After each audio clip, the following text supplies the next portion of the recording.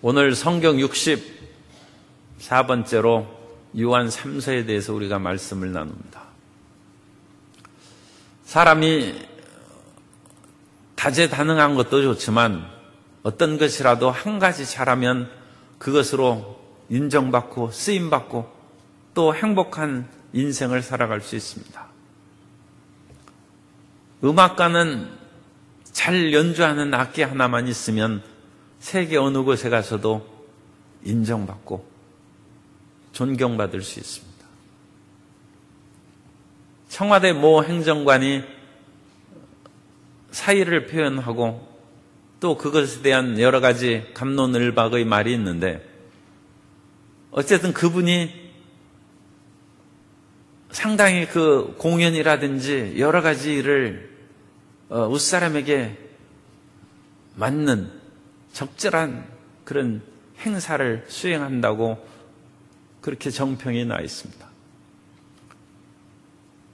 제3자가 보기에는 그것이 얼마나 타당한지는 몰라도 어쨌든 웃분의 마음을 읽어서 그것을 잘 행하기 때문에 인정받고 쓰임받는 것입니다. 우리가 하나님 앞에서도 모든 것을 다 잘하고 완벽하면 얼마나 좋겠습니까? 그런데 인생에게는 항상 부족함이 있고 하나님을 기쁘시게 잘 섬기는 것이 있는 반면에 연약한 것이 있는 것입니다.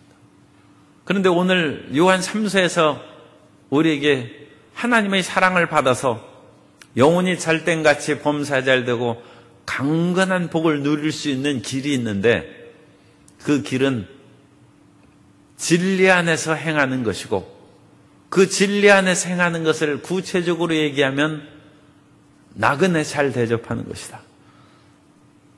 오늘의 핵심 말씀은 나그네를 잘 대접함으로 사도 요한의 마음에 흡족함을 주고, 또 사도 요한의 마음에 기쁨을 줌으로써 그것은 사람에게 기쁨을 준 것이 아니라 하나님께서 이웃 사랑의 그와 같은 아름다운 일을 실천하게 하는 진리 안에서 행하는 것이다 는 칭찬을 받고 있습니다. 오늘 나그네 대접하는 일에 대해서 여러 가지로 생각할 수 있는데, 그 문제에 대해서 우리가 말씀을 통하여 살펴보고자 합니다. 저자는 이제 사도 요한이고 교회의 어른이기 때문에 장로라는 표현도, 베드로도 장로라고 표현을 하고 그러죠. 그러니까 그런 의미로서 우리가 이해를 하시면 됩니다. 그래서 가이오에게, 사랑하는 가이오, 내가 참으로 사랑하는 자, 이 두 번 반복하죠.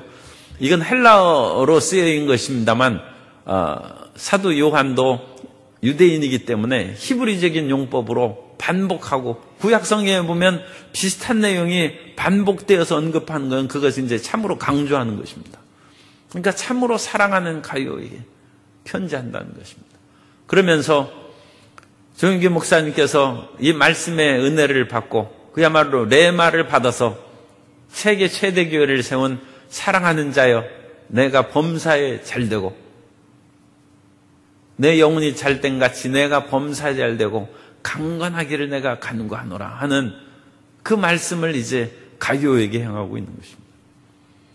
그래서 그 말씀이 인사말인데 뭐 대단하냐, 하나님께서 우리를 부르시는 인사말도 우리가 얼마나 감격합니까? 우리 성도님 아무개야 이름을 부르면 놀라우는 그 하나님이죠. 그 이름을 불러주신 그 자체만 해도 우리는 사랑과 하나님의 관심을 느낄 수 있는 것입니다.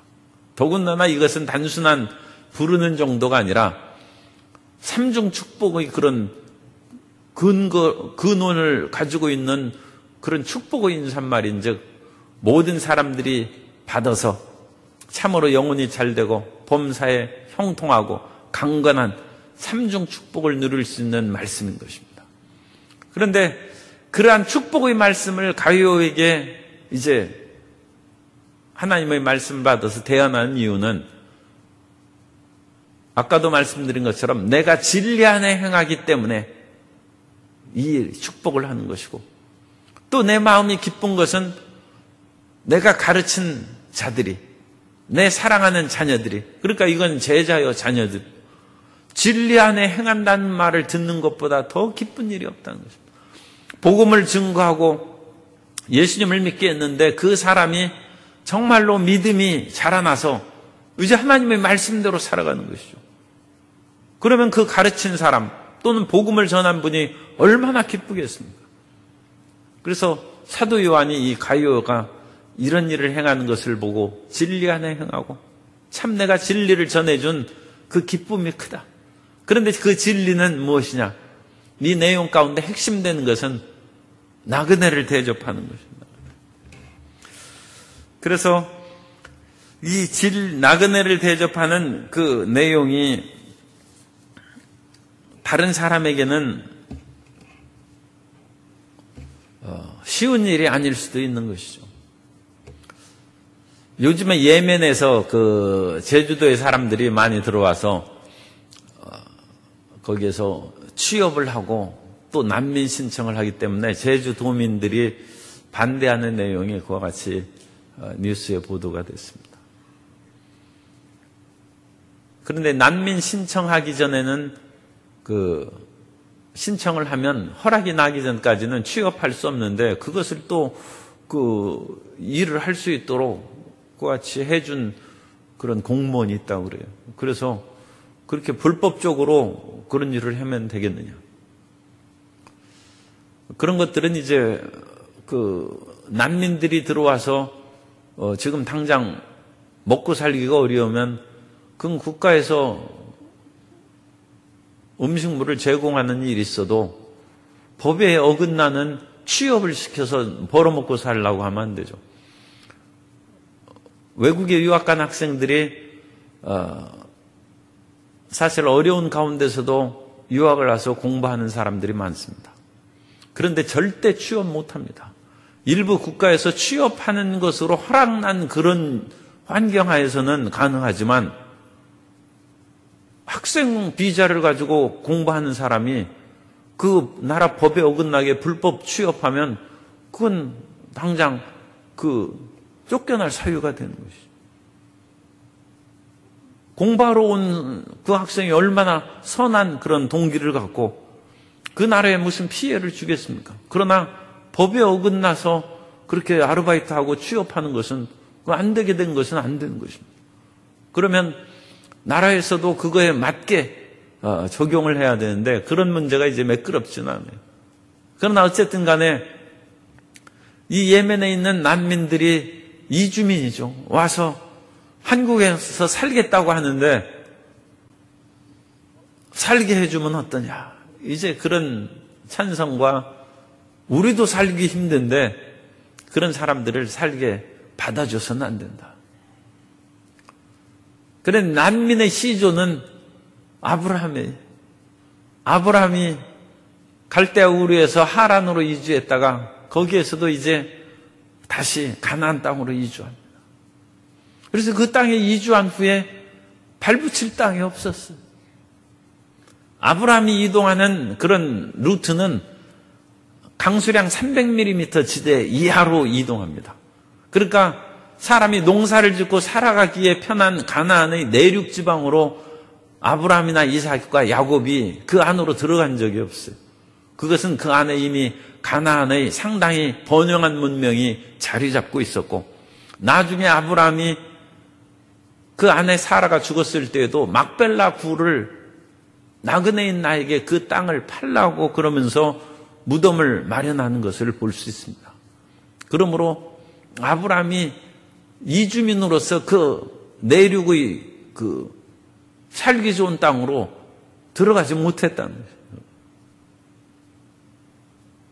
그리고 하나님께서도 그것을 금방 뺏어서 주시지 않았죠. 왜냐하면 그 땅에 사는 아모리 족속들의 죄가 무르익기까지는 하나님께서도 강제로 그들을 멸절시켜가지고 주진 않는 거죠. 그러므로 그런 속에서 상당히 어려움을 겪고 살았고 그래서 신명기 26장에 보면 이스라엘 그 백성들이 자기들의 그런 고대 삶으로부터 출애굽 현대에 이르기까지 그 모든 그 당시 현대에 이르기까지 모든 것을 고백하는 신앙 고백이 26장에 나옵니다. 거기에 보면 우리 조상은 유랑하던 아람 사람으로서 우리 조상들이 유랑해.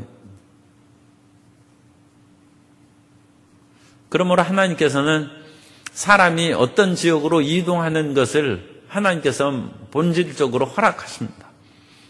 왜냐하면 너희는 그 온 땅을 정복하고 다스리라고 이미 창세기 1장에서부터 말씀하셨죠. 사람을 정복하고.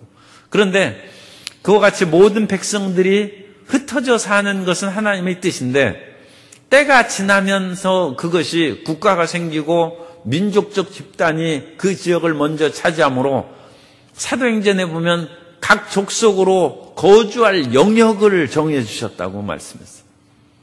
그러니까 그 이후에는 이 정해준 영역을 벗어나는 것은 다른 영역, 그 지역을 차지하고 있는 사람의 허락을 받아야 된다는 그런 하나님의 뜻이 있는 것이죠. 그러니까 무조건 우리나라 사람이 중국 가서 살고 일본 가서 살고 미국 가서 살 수는 없어요. 그 나라의 사람들에게 그 나라의 법에 허락을 받아야 되는 것이죠. 그러니까 이민법에 통과해야 되는 것이죠. 그러니까 이 난민 문제도 제주도가 살기 좋고 한국이 그야말로 행복의 나라다 해서 왔다 할지라도 한국의 그런 이민법에 의해서 심사를 받아야 되고 그거에 합당한 사람, 왜냐하면 이 안에 이미 거주 영역으로 살고 있는 그런 사람들에게 피해를 주지 않도록 국가는 보호하고 그들의 기득권을 인정할 그런 책임이 있기 때문입니다.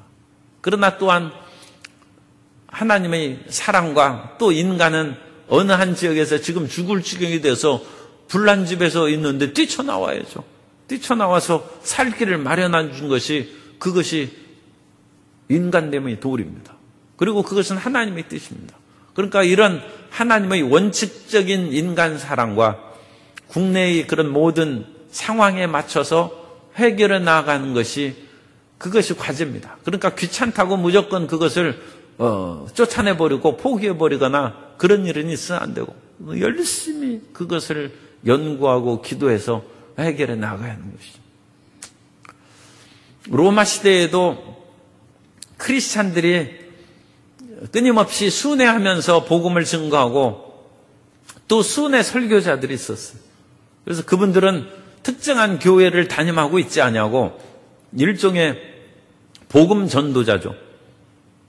그런 식으로 그리스도 예수의 십자가의 복음을 증거하고 그 복음을 증거하면서 그분이 복음을 증거하러 다니는데 가진 재산이 혹시 많았으면 모르겠지만 살 길이 없지 않습니까? 그러니까 복음을 증거하고 그 안에서 숙식을 제공받는 것입니다. 그런데 이것이 정상적인 복음 전도자의 경우에는 그거야말로 문제가 없죠. 환영하고 신령한 그런 복을 받았은즉 육적인 것으로 대접하는 것을 어찌 그걸 아까워하겠습니까? 그런데 가끔 떠돌이로 살아가면서 그런 이익을 취하려는 또 사이비 무리가 항상 있는 것이죠. 올바른 것이 있으면 그것을 모방하는 거짓이 있는 것처럼 그런 거짓 것도 있습니다. 그러므로 이런 순회 설교자들이 왔을 때 그들을 대접하는 것에 있어서 문제가 생긴 것입니다. 그것이 이제 이 나그네를 대접하는 그런 사실은 보다 더 좁은 범위의 말씀이고 핵심적인 것입니다. 그래서 심지어는 사도 요한과 더불어 동역하던 일부의 사람들이 이 지역으로 갔는데 그 지역에 있는 그런 지도자인 감독인 9절에 보면 디오드레베가 맞아주지를 않았어요. 그러니까 이것은 이 뒤에 밑에 내용을 보면 사도 요한이 직접 간 것이 아니라 그런 동역자들을 그렇게 보낸 것으로 알고 있습니다. 그래서 9절에 보면 내가 두어 자를 교회에 썼으나 그들 중에 으뜸되기를 좋아하는 디오드레베가 우리를 맞아들이지 아니하니 그러므로 내가 가면 그 행한 일을 잊지 아니하리라. 그러나 사도 요한이 가면 이제 그것을 적절하게 징계를 하거나 올바르게 바로잡겠다는 그런 의미죠. 그러니까 여기에서 우리라는 것은 사도 요한과 동행하던 그런 일행들의 무리를 이 디오드레베가 받아들이지 않는다.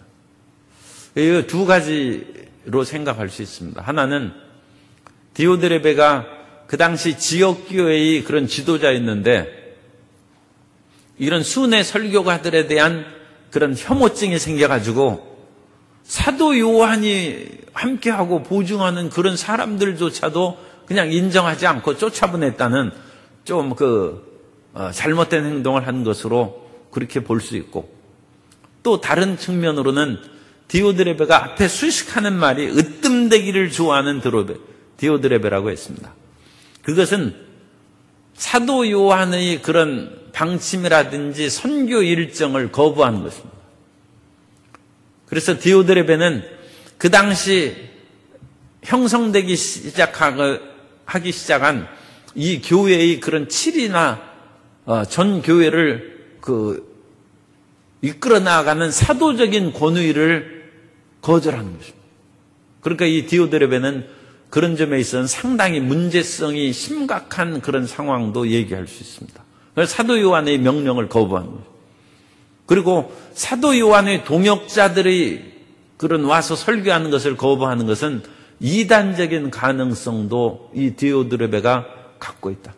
그러나 일단은 으뜸되기를 좋아한다고 함으로써 이 디오드레베가 상당히 교만한 사람이었다. 그렇게는 생각할 수 있습니다. 그래서 이 교회 내에서 그런 으뜸되기를 좋아하고 교만한 것으로 인하여 1세기 교회에서도 교회의 지도자적인 그런 갈등이 생겼고 교회 정치에 문제가 생기기 시작했다는 것을 요한 3서를 통해서 이제 알 수 있습니다.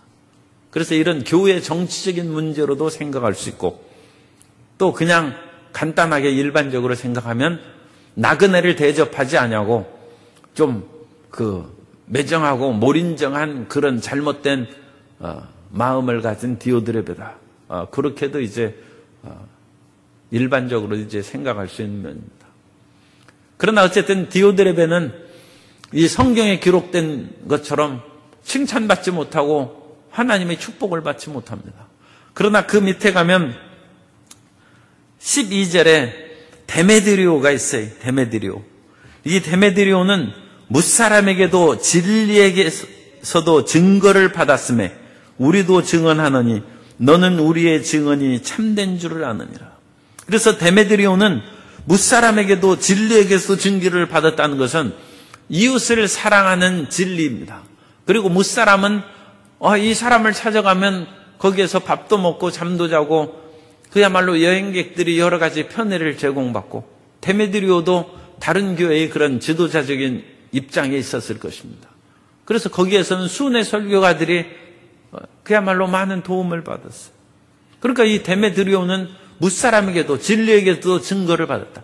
그런데 이름이 비슷하니까 우리가 헷갈리는데 그 위에 있는 구절의 디모드레베는 이 사람이 순회 설교가 나그네도 대접하지도 않냐고, 또 어떤 점으로는 자기가 최고라는 그런 인식으로 사도 요한의 그런 사도권이라든지 그런 것들도 받아들이지 않는 잘못된 것도 있다. 그러나 1절에 다시 옵니다. 나는 사랑하는 가이오, 당신은 이런 두 사람의 경우가 있는데 나쁜 사람의 악한 것을 본받지 말고 선한 일을 행하는 사람을 본받아서 그렇게 살아가면 하나님께서 참으로 복을 주셔서 영혼이 잘된 같이 범사에 잘 되고 강건한 은혜를 주신다. 그 말씀입니다. 성경에는 나그네를 대접함으로써 은연중에 천사를 대접한 일이 있다. 그래서 성도 여러분들이 지나가면서 좀 신경을 쓰시는 것이 좋습니다. 그냥 부지불식간에 지나가다 보면 천사를 발견하지 못할 수가 있어요. 그러니까 지나가면서 특별히 힘들고 어려운 사람이 이상하게 도움을 청하면 그것도 아주 바쁜 때 그런 일이 생겨요. 대부분 천사라고 생각하면 그게 잘못되지 않습니다. 사람이 그냥 지나쳐 가기 쉽게 하는 그때 당황스럽게 어떤 사람이 친절과 사랑을 요구한다.